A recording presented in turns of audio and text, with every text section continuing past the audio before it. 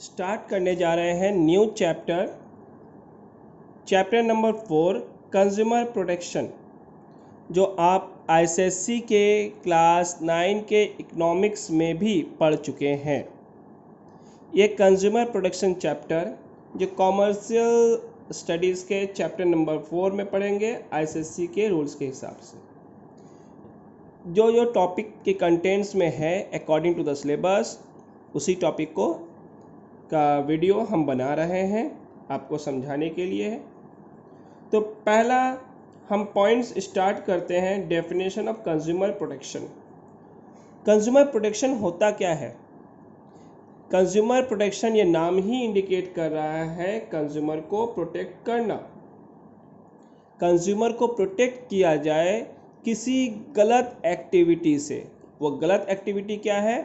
Harmful activities which is done by the commercial organization और businessman।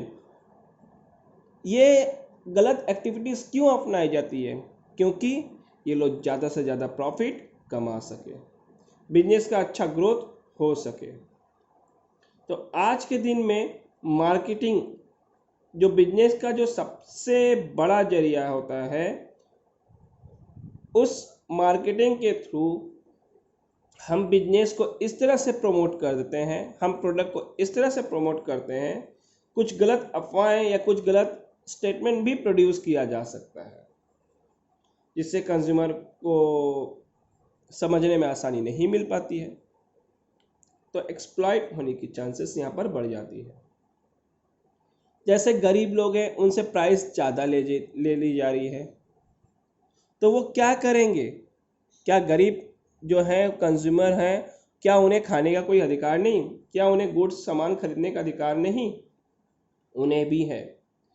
ये जो बनाया गया है कंज्यूमर प्रोटेक्शन, गरीब ही या अमीर हो, इलिटरेट हो, इग्नोरेंट हो, कुछ भी हो, कंज्यूमर को प्रोटेक्ट किया जा सके, उसके राइट्स को बताया जा सके। कंज्यूमर अवेयरनेस क्या होता है, आप किस तरह से लोगों को समझा सकते हैं, बता सकते हैं। यहाँ पर कंज्यूमर को एक तरह से अवेयर करने की ज़रूरत की गई है। बिजनेस गलत एक्टिविटीज़ क्या क्या लेती है? वो लेती है, एक्सप्लॉइट करती है। किस किस मैटर में? एडवर्टाइजमेंट गलत दिखाकर, ख़राब क्वालिटी का सामान देकर, वेट आपको कम देगा, ओवर चार्जिंग प्राइजेस की जाएगी, ये सब होती है। तो कंज्यूमर अवेयरनेस का मतलब कंज्यूमर प्रोटेक्शन का मतलब होता है कंज्यूमर को प्रोटेक्ट करना। Consumer protection means to protect the consumer from the bad और malpractices which is done by the businessmen to earn huge profit. How can they earn the huge profit? They earning the huge profit by doing misleading advertisement, overcharging of the prices, underweight charge, or bad quality product, low quality product, which is sold by the businessman due to earn huge or more profit. Now come to the point, consumer exploitation. In the page number 37, consumer exploitation. Consumer exploitation means harming the interest of the consumer in various way when consumer do not get value for their money due to the dishonesty on the part of traders and public or manufacturers. Consumer exploitation take place. Consumer exploitation का मतलब क्या है? Harm किया जाए consumer को interest को। कैसे? Dishonesty, पैसा ज़्यादा चार्ज करना, एडवर्टाइज इस तरह से दिखाओ कि लोग अट्रैक्ट होकर वो सामान खरीदें। जैसे आप देख सकते हो, कुछ कंपनियों के पैकेट में चिप्स कम होती है, हवा भरी हुई होती है। ज़रूरत से ज़्यादा हवा भरी होने से क्या होगा? हम पैसा पे कर रहे हैं, इतने ग्राम्स पोटैटो चिप्स आपको मिलेंगी, जस्ट एक स्पेसिफिक पोटैटो चिप्स का ग्राम दे दिया गया, बट जब वो हवा निकाल दी जाए तो आपको 1-2 ग्राम तो ऐसे ही कम मिलेगी, क्योंकि वो हवा के वजह से भरी होती है। 2-3 ग्राम भारी हो ही जाती है, या फिर प्राइस एक्स्ट्रा चार्ज किया जाए। तो यहाँ पर बिजनेसमैन जो एक्स्ट्रा प्राइसेस चार्ज कर रही है या लेती है, ख़राब क्वालिटी लेती है, ये सिर्फ बिजनेसमैन, मतलब यहाँ पर सिर्फ बिजनेसमैन ही नहीं, मैन्युफैक्चरर भी आते हैं, जिसे हम जो गलत तरीके से अर्न करते हैं, ये से हम कंज्यूमर एक्सप्लॉयटेशन कर रहे हैं, जो ये पेज नंबर 37 चैप्टर नंबर 4 के टॉपिक में एक्सप्लेन किया गया है।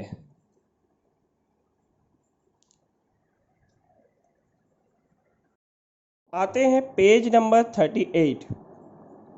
पेज नंबर 38 में आते हैं, वहाँ पर point number 4.3 types of consumer exploitation.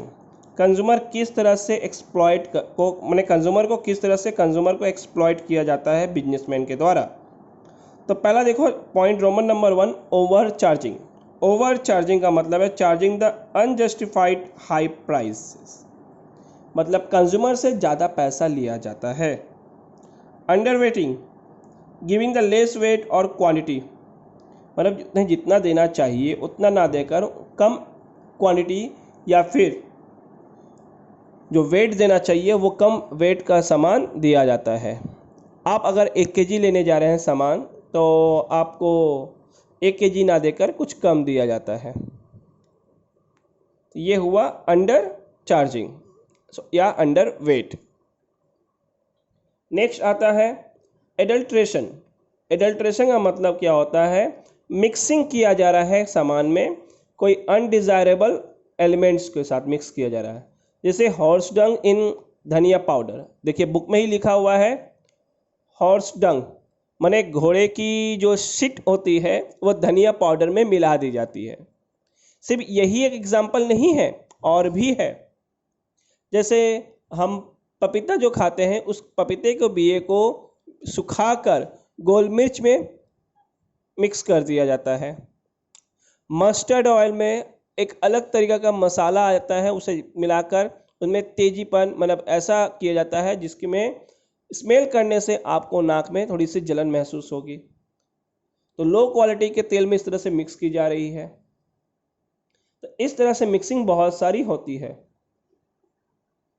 सबसे बड़ा मिक्सिंग तो आप लोग देखते ही हैं, जो वाटर मिल्क में मिलाया जाता है, ये भी एक तरह का मिक्सिंग ही है। और आते हैं misleading advertisement. Use a particular creams and you will become a fair within a week.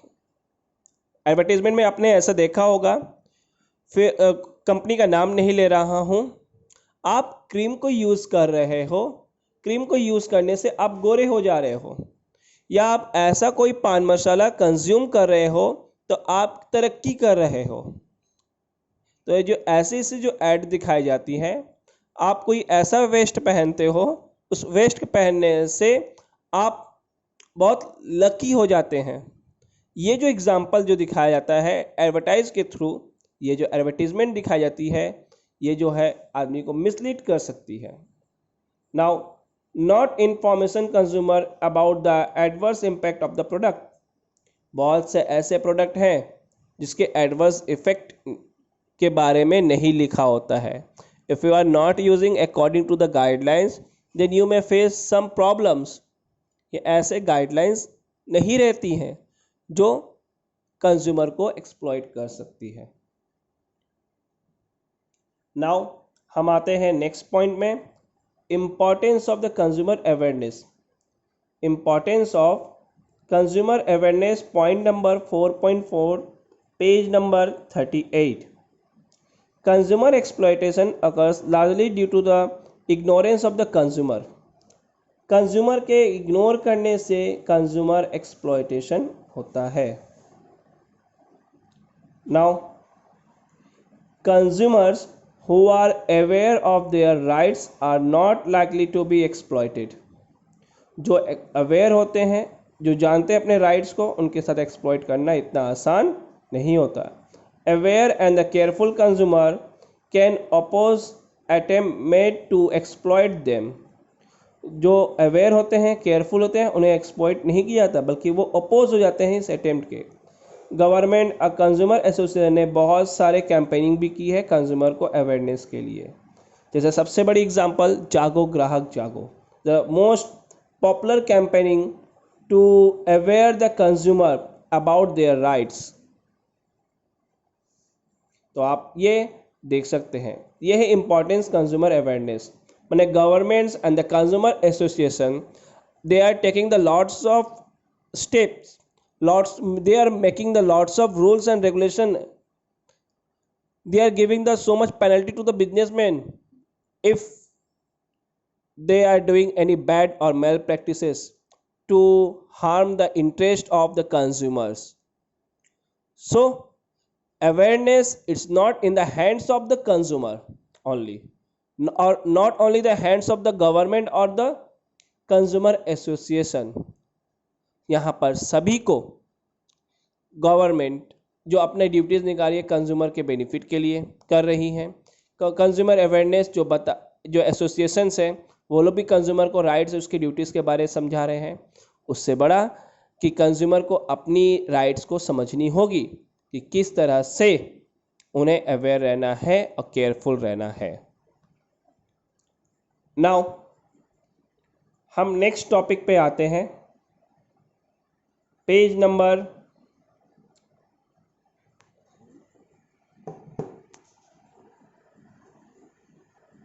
39। Topic is features of the act. ये कंज्यूमर अवेयरनेस का एक्ट के बारे में बताया जा रहा है। They are the lots of points, lots of the features, so we will explain the 11 features of this act, so you have to read carefully and learn properly. Now the first point is social welfare law.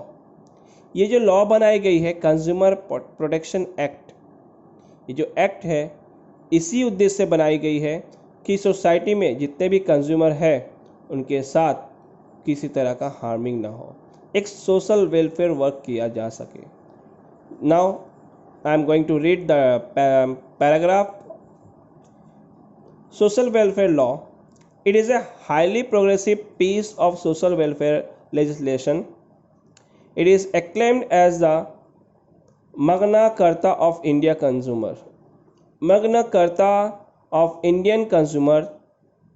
This is a unique law which is directly pertains to consumer in the marketplace and seek to redressal complaints arising therefrom. मतलब यहाँ पर ये ऐसा law बनाया गया है जो social welfare को बहुत हद तक आगे बढ़ाता है। एक बहुत अच्छा एक्ट बनाया गया है जो ये बताता है कि कंज्यूमर को प्रोटेक्शन मिलेगा, कंज्यूमर को सेफ्टी गार्ड्स मिलेगी। यहाँ तक कि ये ऐसा लॉ बोला गया है जो मार्केट में कंज्यूमर के साथ हो रहे किसी तरह का बैड प्रैक्टिसेस उसके अगेंस्ट में ये अपना कंप्लेन कर सकते हैं। Point number 2, comprehensive provision and the effective safeguard. यहाँ पर कंज्यूमर को एक इफेक्टिव सेफगार्ड दी जाती है वेरियस टाइप ऑफ एक्सप्लॉयटेशन के अगेंस्ट में या किसी तरह का अनफेयर ट्रेड प्रैक्टिस हो रहा है। यानी हम बोल सकते हैं कि यहाँ पर कंज्यूमर को प्रोटेक्ट किया जाता है विभिन्न कानून के तहत। Special consumer code. The third point is special consumer code. ये बहुत इंपॉर्टेंट पॉइंट है। इस एक्ट के तहत एक स्पेशल कंज्यूमर कोड बनाया गया है जिसमें कंज्यूमर के राइट्स और उसके अधिकार के लिए निर्णय लेने के लिए, जिससे केस आसानी से और बहुत सही समय में सुलझ सके, सॉल्व हो सके। Number 4, 3 tyres grievance redressal mechanism. ये जो बनाई गई है 3 टायर्स ग्रीवेंस रेड्रेसल, ये एक्ट के तहत बनाई गई है जिसको 3 पार्ट में बांटा गया है। जो पहला है डिस्ट्रिक्ट फोरम्स, फिर है स्टेट कमीशन, फिर है नेशनल कमीशन। ये 3 रेड्रेसल जो बनाई गई है ग्रीवेंस रेड्रेसल मशीनरीज, इसमें एक पार्टिकुलर सिस्टम्स है एक जिसके तहत हम लोग केस कंप्लेन या फाइल कर सकते हैं। इस चैप्टर के लास्ट में ये 3 रेड्रेसल ग्रीवेंस के बारे में हम लोग पढ़ेंगे। सिंपल एंड इनएक्सपेंसिव, ये एक्ट बहुत कॉम्प्लिकेटेड नहीं है, बहुत ही सिंपल और सहज और आसान है। यहाँ पर हमें सिर्फ कंप्लेन करनी पड़ती है रिटर्न, अपना नाम और एड्रेस लिखकर, जिस पार्टी के अगेंस्ट में कंप्लेन करना है उसका नाम और एड्रेस लिखकर। यहाँ पर किसी तरह का खर्च, एक्स्ट्रा खर्च या किसी तरह का एक्सपेंसेस नहीं होती है। ये गुड्स के साथ साथ सर्विस को भी कवर करती है। सिर्फ यहाँ मतलब नहीं कि गुड्स के साथ धोखाधड़ी हुआ तो सर्विस को लेकर नहीं, यहाँ पर सर्विस को लेकर भी कवर किया गया है। अगर कोई गुड्स या सर्विसेज फ्री ऑफ कॉस्ट है, अगर कोई गुड्स और सर्विसेज फ्री ऑफ कॉस्ट है तो आप उसके अगेंस्ट में कोई केस नहीं कर सकते हैं। और दूसरा, अगर कोई सर्विसेज आपका पर्सनल सर्विसेज यहाँ से एक्सक्लूडेड किया जाता है, पर्सनल सर्विस आप यहाँ पर एक्सक्लूड माने यहाँ इस एक्ट में इंक्लूडेड नहीं है। सपोज कीजिए आपने इंटरनेट लिया है, ये इंटरनेट जो फैसिलिटीज़ आपने जो लिया है अगर ये वर्क नहीं करती है, आप पेमेंट करते जा रहे हो फिर भी वर्क नहीं कर रही है, आप कंप्लेन किए हो कंपनीज में फिर भी ये इफेक्ट वर्क नहीं कर रही है, आप उसके अगेंस्ट में आप केस फाइल कर सकते हो। ये एक्ट सबसे एक पावर देती है कि सिर्फ गुड्स को आसानी से कवर नहीं, सिर्फ इसमें सिर्फ गुड्स ही सिर्फ कवर नहीं रखा जाएगा, सर्विस भी, क्योंकि सर्विस के बिना भी काम नहीं हो सकता। यहाँ पर सभी तरह के सप्लायर्स को कवर किया गया है, चाहे कोऑपरेटिव से हो या पब्लिक हो या प्राइवेट हो। इस एक्ट की सबसे बड़ी फीचर्स एक और है जो टाइम फ्रेम है, माने इस एक्ट की सुनवाई एक समय के निश्चित अंतराल के अंदर में हो जाती है, यानी इसको स्पीडी रेड्रेसल ऑफ ग्रीवेंस बोला जाता है। Number 8, class action. The act allow filing of class action complaint on behalf of the group of consumer having a common interest। Suppose कीजिए आप कोई प्रोडक्ट को यूज़ किए, आपको नुकसान हुआ है, वैसा नुकसान और भी कंज्यूमर्स को हुए हैं, तो सारी सुनवाई एक जगह पर एक साथ हो सकती है। कहने का मतलब यहाँ पर ग्रुप ऑफ पर्सन बनकर भी केस फाइल किया जा सकता है और केस लड़ा जा सकता है। Check on unfair trade practices, ये जो एक्ट है अनफेयर ट्रेड प्रैक्टिस को पर कवर है, मतलब कहने का मतलब अगर किसी तरह का अनफेयर ट्रेड प्रैक्टिसेस होती है तो उसके अगेंस्ट कंप्लेन किया जा सकता है।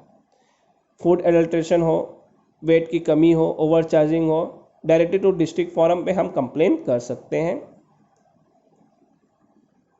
चेक ऑन ओवर चार्जिंग, इस एक्ट में कंप्लेन किया जा सकता है चार्जिंग अगर एक्सेसिव ली गई हो, यानी प्राइस अगर फिक्स्ड प्राइस से ज़्यादा ले गया हो, रूल्स का उल्लंघन किया गया हो, तो हम इसके अगेंस्ट केस कर सकते हैं। यहाँ पर consumer protection council 11 number point, to organise the consumer to educate them, the act also provide the formation of the consumer protection council in every state. हर एक स्टेट में कंज्यूमर काउंसिल बनाई गई है, आप वहाँ से अपने राइट्स कंज्यूमर प्रोटेक्शन के बारे में एजुकेशन ले सकते हैं।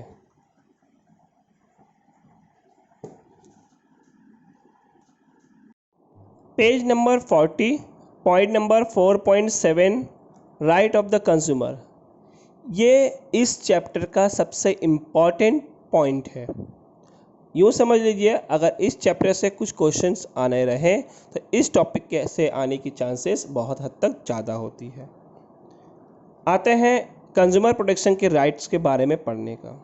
जो हेडिंग दी गई है कृपया इस हेडिंग को एप्रोप्रिएट इसी तरह से लिखिए कि ये हेडिंग इसी तरीके से देनी होगी, सिर्फ इसी पॉइंट्स के लिए। कहने का मतलब एक्सप्लेन आप अपने ओन वर्ड्स में कर सकते हो, बट ये पॉइंट्स जो नेम लिखी गई हैं आप इसी तरह से ही लिखें जिस तरह से नाम लिखी गई है। एक दो मैंने असेंडिंग वाइज हो या ना हो ये ज़रूरी नहीं है, बट पॉइंट नेम जो दिया गया वो नेम वैसे ही रहेगा। आता है first rights, the right to safety. यहाँ पर राइट टू सेफ्टी का मतलब है कि यहाँ पर प्रोटेक्ट किया जा रहा है गुड्स को इस तरीक़ा से किसी तरह का लाइफ या प्रॉपर्टी में कोई प्रॉब्लम ना हो। देखिए लाइन क्या पढ़ी गई है, this is the right to be protected against the marketing of the goods which are hazardous to life and the property. जो ऐसे गुड्स के राइट्स को प्रोटेक्ट किया जाता है उसके अगेंस्ट में जिस गुड्स की मार्केटिंग हो रही है जो लाइफ के लिए खतरनाक हो या प्रॉपर्टी के लिए भी। There are various risk involve in the consumption and use of the product. बहुत से रिस्क इन्वॉल्व होती है, यूजेस होती है, जैसे food, drugs, toy, electrical appliances etcetera. ये जो एग्जांपल दी गई है जो हम लोग वेरियस यूजेस कर सकते हैं, जैसे कुछ एग्जांपल से समझाया गया है। गैस सिलेंडर अगर सही से सील्ड ना हो, इंजरीज हो सकती है, लाइफ जा सकती है। यहाँ पर यह ध्यान रखना होगा कि चीज़ों को प्रोटेक्ट करके रखा जाए जिससे किसी तरह का हार्म ना हो। Right to be informed, the consumer has the right to be informed about the quality, quantity, potency, purity, standard, price of the goods intend to the purchase। मतलब आप अगर एक कंज्यूमर हो, आप परचेस करने जा रहे हो तो आपकी राइट्स है इसके बारे में जानने का, क्या क्या चीज़ों के बारे में जानने का, प्रोडक्ट कब बना, कब तक अच्छी रहेगी, एक्सपायर कब होती है, प्राइस क्या है, इसकी स्टैंडर्ड क्या है, क्वालिटी क्या है, क्या वेट है, ये सामान किस किस इंग्रेडिएंट से बना हुआ है, आपको ये सब चीज़ें जानने का अधिकार है। आते हैं point number 3, right to be choose. ये राइट टू चूज का मतलब है आप एश्योर्ड हो, आपको वैराइटीज ऑफ गुड्स में से आपको अपना बेस्ट प्रोडक्ट चुनने का अधिकार है। आप प्राइस क्वालिटी के हिसाब से आप चूज़ कर सकते हो ये प्रोडक्ट कौन सा है, आप ले सकते हो। यानी सेलर किसी तरह का आपको एग्रेसिव टेक्निक से सेल नहीं कर सकता कि आपको यही लेना होगा। यहाँ पर आप आज़ाद हो, आप अल्टरनेटिव प्रोडक्ट को देख सकते हो, फिर उसके हिसाब से प्रोडक्ट को परचेस कर सकते हो, क्योंकि ये है मार्केट को फ्री रखा जाता है, फ्री कंपटीशन के लिए कि कंज्यूमर अपने हिसाब से प्रोडक्ट को चूज़ कर सके, उनको खरीदने की ये अपॉर्चुनिटीज़ हो। Right to be heard, right to be heard का मतलब होता है यहाँ consumer has a right to register his dissatisfaction and the get him the complain heard at appropriate forum. यहाँ कंज्यूमर का राइट्स है, किसी तरह का वो कंज्यूमर अगर डिससेटिस्फैक्शन होता है तो वह कंप्लेन कर सकता है अप्रोप्रिएट फॉरम के अंदर, अपने उसके राइट का अधिकार है, वो प्रोटेस्ट कर सकता है। यहाँ पर 3, यहाँ पर राइट टू बी हर्ड क्या मतलब कि किसी तरह का हार्म होती है तो उस हार्मिंग के अगेंस्ट में वो कंप्लेन कर सकता है, उसकी सुनवाई करा सकता है। Right to seek redressal, consumer के पास क्लेम पाने का अधिकार है, कंप्लेन को सेटल करने का अधिकार है, किसके अगेंस्ट में, मैन्युफैक्चरर और सेलर के अगेंस्ट में। जब वह मैन्युफैक्चरर और सेलर अनफेयर ट्रेड प्रैक्टिस या किसी तरह का कंज्यूमर को एक्सप्लॉइट करता हो, चाहे वो एक्सप्लॉइट परफॉर्मेंस को लेकर हो, क्वालिटी को लेकर हो, या प्राइस ज़्यादा लेकर हो, या अनसेटिस्फैक्ट्री प्रोडक्ट देने को लेकर हो। नेक्स्ट आता है 6 right, right to consumer education. इस राइट के अधिकार, कंज्यूमर को अधिकार है कि अपने अवेयरनेस के, अपने राइट्स के अवेयरनेस पर जानकारी ले सकता है, रेमेडियल के बारे में इंफॉर्मेशन ले सकता है डिफरेंट एक्ट के तहत, लॉ के तहत। तो ये हुआ कंज्यूमर्स की राइट्स, पेज नंबर 40 से। आते हैं पेज नंबर 41 में, basic concept of the consumer protection act. कुछ बेसिक कॉन्सेप्ट लेते हैं। ये कॉन्सेप्ट में क्या है, पहला आता है कंज्यूमर, जो पेज नंबर 40 और 41 दोनों में पार्ट में दी गई है। आप इन शॉर्ट में जान के रखें कि बेसिक कॉन्सेप्ट का मतलब होता है कि हम सामान्य जानकारियाँ ले रहे हैं, किसके बारे में, कंज्यूमर प्रोटेक्शन एक्ट के बारे में। तो इसमें पहला जो कॉन्सेप्ट में आएगा कंज्यूमर। कंज्यूमर का यह मतलब होता है जो कंज्यूम कर रहा है गुड्स को। यहाँ पर सिर्फ जो कंज्यूम कर रहा है वही नहीं, जो परचेस करके लाया है, जिसे परचेज़र ने अधिकार दिया है कंज्यूम करने का, दोनों ही कंज्यूमर कहलाएंगे इस एक्ट में। कंप्लेंट कौन कर सकता है? कंप्लेंट सभी कर सकते हैं, चाहे वो कंज्यूमर हो या कोई वॉलंटरी कंज्यूमर एसोसिएशन हो या फिर सेंट्रल गवर्नमेंट हो या स्टेट गवर्नमेंट हो या एक से अधिक कंज्यूमर मिलके कॉमन इंटरेस्ट पर कंप्लेंट कर सकते हैं। यह है पॉइंट नंबर 4 पेज नंबर 41 का। पॉइंट नंबर 2 में आते हैं। कंप्लेंट का मतलब होता है allegation in writing made by the complaint in regard to one or more of the following. मैंने बहुत से टॉपिक दिए गए, पॉइंट्स दिए गए, इनके बिहाफ में कोई एक या दो से ज़्यादा कोई भी हो, उसके अगेंस्ट में वो लोग कंप्लेंट किया जा सकता है। इन शॉर्ट, किसी हजार्डस प्रोडक्शन को सेल किया गया है बिना किसी सेफ्टी के, आपने खरीद रहे थे सामान वो लेकिन पहले से डिफेक्टिव निकला, या आपको अनफेयर ट्रेड प्रैक्टिस का भुगतान करना पड़ा, या प्राइस से ज़्यादा आप चार्जेस किए गए, या अंडरवेट सामान दिया गया, तो इन सब के अगेंस्ट में आप कंप्लेंट कर सकते हैं। क्लास कंप्लेंट का मतलब होता है कि ऐसा कंप्लेंट जो डिस्ट्रिक्ट फोरम में एक या एक से अधिक लोग या सबके बिहाफ में कोई एक कंप्लेंट कर सकता है, उसे हम कहते हैं class complaint. Period for the filing, यहाँ पर फाइल करने का अधिकार डिफरेंट जगह पर डिफरेंट तरीके से है, आप देख सकते हैं। डिस्ट्रिक्ट फोरम और ये point number 5 Roman number 1, district forum और स्टेट कमीशन और नेशनल कमीशन में कंप्लेंट करने का अधिकार आपके पास सिर्फ 2 साल है। 2 साल के अंदर जब ये घटना घटी है उसके अंदर में आप फाइल कर सकते हैं। और रोमन नंबर 2 देखिए, हाउएवर ए कंप्लेंट में be attended even after the expiry of the said 2 years if the complaint satisfied the consumer court that he had sufficient cause not filing the complaint within the such period। आपको extension मिलेगा जब वो court justify हो जाए कि आप जो complaint नहीं कर सके उसका कोई वैलिड रीज़न था, इसके वजह से कंप्लेंट नहीं कर सके। तो ये रहा पेज नंबर 40 का बेसिक कॉन्सेप्ट।